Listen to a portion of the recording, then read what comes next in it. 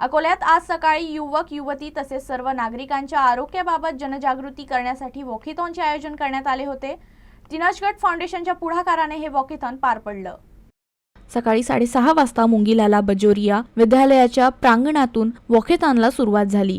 राज्य बाल हक्क संरक्षण आयोग आणि पोलीस प्रशासनाच्या सहकार्याने हा उपक्रम राबवण्यात आला। या वॉकेथॉनमध्ये राज्य बाल हक्क संरक्षण आयोगाचे सचिव लक्ष्मण राऊत, जिल्हा पोलीस अधीक्षक अर्चित चांडक, DICCIचे राष्ट्रीय अध्यक्ष रवी नारा, संस्थापक चेअरमन मिलिंद कांबळे, प्रसिद्ध अभिनेते गौरव मोरे आणि अंकुश चौधरी, जिल्हा परिषदेचे प्रमुख कार्यकारी अधिकारी अनिता मेश्राम यांच्यासह अनेक मान्यवर सहभागी झाले होते। वॉकेथॉननं शहरातील प्रमुख मार्गावरून मार्गक्रमण करत लाल बहादूर शास्त्री प्रांगणात समारोप केला। मोठ्या संख्येने सहभागी झालेल्या नागरिकांनी आरोग्य हाच खरा धन असा संदेशही दिला। मला आता चांडक सरांनी सांगितलं की पोलीस अधिकारी पोलीस तितके सक्षम आहेत तर त्यांना मदत करण्याचं काम एक समाज म्हणून आपण करायला हवं।